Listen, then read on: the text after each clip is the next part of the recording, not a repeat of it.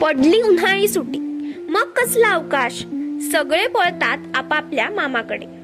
अभ्यासाच्या जंजाळातून एकदाचे मुक्त. आजोळ हे सगळ्यांचेच प्रिय असते. मामा, आजोबा, आजी आपले लाड पुरवतात. फक्त आयते बसून खायचे.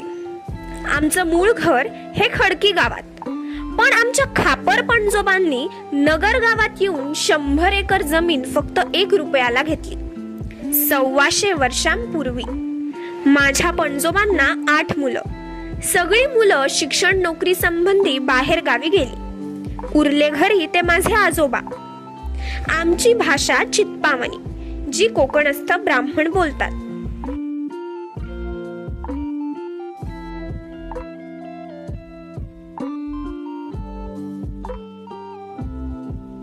आणि हे माझं आजोळ. कुळागर असल्यामुळे इथे काय नाही ते सांगा. विविध प्रकारची फुले दररोज फुलतात. चाफा, मोगरी, जास्वंदी, तगर ही तर असतातच.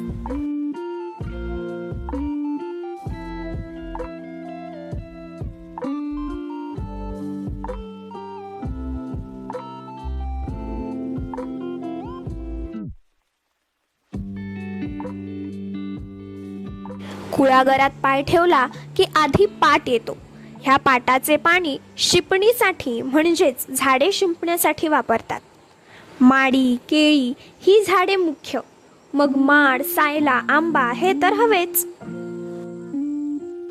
ही आहे पानवेल म्हणजेच विड्याची पानं. केळफूल अथवा बोंड्याची भाजी तुम्ही खाल्लीच असेल. कुळागरातली हिरवळ पाहून मन कसे तृप्त होते. सुपारी हा सत्तरीतल्या ब्राह्मणांचा मुख्य व्यवसाय. दर पावसाळ्यात मानाय कांबेरी लावून बेडे म्हणजेच सुपारी वेचतात. ही विहीर जे माझे आजोबा व इतर 3 भाऊ मिळून वापरतात. पावसाळ्यात ही विहीर एकदम काठाशी भरलेली असते. या विहिरीत बेडूक, साप भरपूर असतात. अक्कलकोटच्या गजानन महाराजांनी इथे 1 महिना येऊन नक्षत्र याग केला होता. या लिंगाची स्थापना त्यांनीच केली आहे.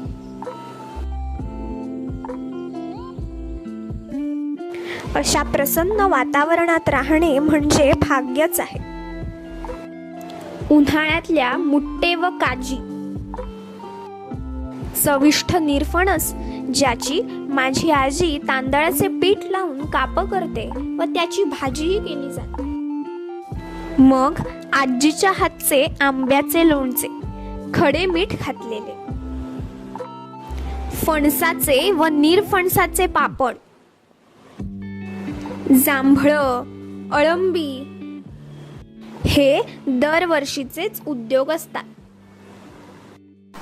वसवलेली बागायती जिथे संपते तिथे व्हाळ चालू होतो. ह्या व्हाळावर मामा, मावशी व आईने खूप गमती जमती केलेल्या आहेत. पावसाळ्यात इथे खूप पाणी असते. गावातले लोक या व्हाळावर कपडे धुण्यासाठी येतात.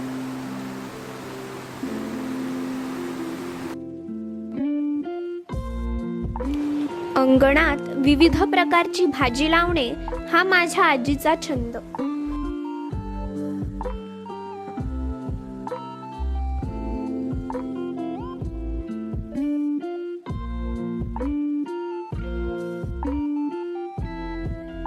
नगरगाव संपून येतो ब्रह्माकरमळी गाव. इथे ब्रह्मदेवाचे मंदिर आहे. भारतात फक्त 2च ब्रह्मदेवाची देवळे आहेत. त्यात ब्रह्माकरमळीचे 1 व पुष्कर राजस्थानचे 1. वसवलेली देवळं अशी ही 2च. ब्रह्मोत्सवाला विविध गावातून लोक येतात.